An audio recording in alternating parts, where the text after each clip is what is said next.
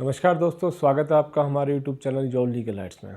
मैं हूं एडवोकेट विष्णु चौधरी। दोस्तों, अगर आपने हमारा चैनल सब्सक्राइब नहीं किया तो आप हमारे चैनल को सब्सक्राइब जरूर करें और बेल आइकन को भी ज़रूर प्रेस करें। दोस्तों, किसी भी केस से संबंधित अगर आपका कोई भी सवाल है तो आप हमारे कमेंट बॉक्स में आके अपना सवाल हमसे पूछ सकते हैं।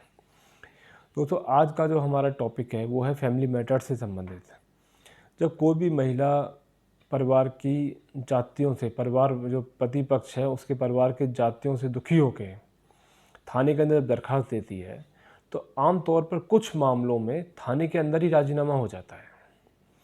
तो पुलिस कहती है जी, अगर आप दोनों का राजीनामा हो गया है या अपने घर बसाना चाहते हो या तलाक लेना चाहते हो तो आप इस कंप्लेंट को बंद करा दीजिए, अपने स्टेटमेंट दे दीजिए और एक एफिडेविट दे दीजिए या कोई समझौतानामा या कॉम्प्रोमाइज डीड बना के दे दीजिए, जिससे हम आपकी जो प्रेजेंट ये दरखास्त है इसको बंद करते हैं। तो वो उस ब्याह पे उनके बयान नोट करके उस एप्लीकेशन को क्लोज कर देते हैं कि हम इस दरखास्त पे कोई कार्रवाई नहीं कराते। अब उनके बीच में कुछ कॉम्प्रोमाइज डीड भी बन जाती है। उसी डीड को कुछ लोग समझ लेते हैं कि हमारा तलाक हो गया। ऐसा ही वाकया एक केस हमारे पास आया। अब ये जानकारी का अभाव कहें या जानकारी पूरी ना देना, दोनों पक्षों का 1 से 2 साल खराब भी हो गए और फिर बाद में मुकदमेबाजी हो गई। वाकया कुछ इस तरीके से है कि 2019 के अंदर ये एक समझौतानामा है दोनों पार्टियों का, क्योंकि 2019 को ये समझौतानामा यानी आपसी राजीनामा बना लड़का और लड़की पक्ष के बीच में।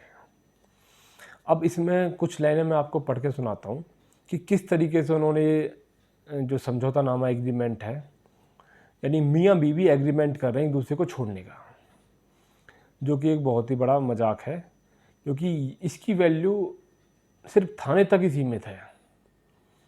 आप इसको अगर डिवोर्स की डिग्री समझ बैठो तो आपकी बहुत बड़ी गलतफहमी है।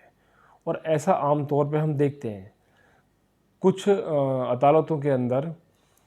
अब या तो कहिए कि एक पैसा हड़पने का एक अच्छा तरीका भी बन गया है कि आप पहले दोनों पार्टियों का कुछ आपस में पैसे का लेन देन करा दें और उसके बाद एक एग्रीमेंट बना दें और कह दें जी आप तो आपका समझौतानामा हो गया है और कोर्ट कचहरी के चक्कर क्या काटोगे, आप इसी से अलग अलग हो जाओ, जो कि सरासर गलत है, बिल्कुल गलत है। ये एग्रीमेंट एक तरीके का रद्दी का टुकड़ा है, इसकी कोई वैल्यू नहीं है। अब जिन्होंने एग्रीमेंट बनाया है उनके जो शब्द हैं वो भी मैं आपको पढ़ के बताना चाहता हूँ। देखिए, उपरोक्त है कि दोनों पक्षों का हिंदू रीति रिवाज के से दिनांक 2015 में शादी हुई इनकी और आर्य समाज दिल्ली में संपन्न हुई। दोनों के पक्षों के बीच में एक पुत्री है। कहीं कारणवश दोनों पति पत्नी के बीच में मनमुटाव रहता है और बिरादरी ने कई फैसले लिए गए, लेकिन दोनों पक्षों में आपस में निभा ना हो सका। अतः दोनों पति पत्नी खूब सोच समझकर यह निर्णय लिया जा रहा है कि आपसी संबंध विच्छेद कर लें, यानी अलग अलग हो जाएं और दोनों अलग अलग रह कर जीवन यापन करें। वर वधू 3 महीने से अलग रह रहे हैं, इसलिए दोनों पक्षों ने बिरादरी के मौजूद व्यक्तियों ने संपर्क कर यह तय किया है कि रिश्ते को यहीं समाप्त कर दिया जाए और दोनों व्यक्तियों को अलग अलग जीवन यापन करने की अनुमति दे दी जाए, जो निम्नलिखित तय पाया गया। यानी इन्होंने टर्म्स कंडीशन भी इसी एग्रीमेंट में एज ए तलाक कर दी। आगे ये 10 पॉइंट और बना दिए, सबके देखो अंगूठे लगे पड़े हैं, विटनेस भी हैं, यानी पूरा काम एक तरीके की रजिस्ट्री करा दी, लेकिन ये रजिस्ट्री फिर भी कागज़ का टुकड़ा है। अब देखिए, इसमें यह है कि जो एक टर्म्स कंडीशन है वो भी आपको मैं पढ़ के बता देता हूँ। यह है कि वध पक्ष वर पक्ष दोनों में एक दूसरे को अपना अपना सामान सौंप दिया है। लेकिन 498 में जो पुलिस रिकवरी कराती है उसकी भी फॉर्मेलिटी बिल्कुल पूरी कर दी है पहले कॉलम में कि भाई एक दूसरे का सामान एक्सचेंज कर लो। जो पुलिस का आती है एफआईआर कट जाती है, तो वो भी यहाँ काम आसानी से निपट गया और कोई सामान बाबत लेना देना नहीं रहेगा बाद में। और देखो, इसमें फिर एक लाइन और दूसरा पॉइंट है कि बिरादरी ने फैसला लिया है कि वधू पक्ष किसी भी प्रकार का लड़के से भत्ता या किसी प्रकार की अन्य राशि की मांग नहीं करेगी, यानी कोई मेंटेनेंस नहीं बनेगा। यह है कि दोनों भविष्य में स्वतंत्र हैं, अपना विवाह करके अलग अलग घर बसा सकते हैं, यानी डिवोर्स हुआ नहीं है अभी। हिंदू रीति रिवाज से शादी हुई है, जिसका सर्टिफिकेट है, एक बच्ची है उनके पास, और एक लाइन एक 100 रुपये के स्टाम्प पेपर पे लिख दी कि दोनों मियाँ बीबी अपना घर बसा सकते हैं और उन्हें कोई रोक नहीं सकता। देखिए, अगर इस कंडीशन पे इन्होंने शादी कर ली तो IPC 494 में दूसरी शादी करने का मुकदमा लड़का या लड़की के ऊपर रजिस्टर्ड हो जाएगा। ठीक है। उसके बाद अभी और मैं 1-2 चीज़ें पढ़ा के बता देता हूँ आपको। यह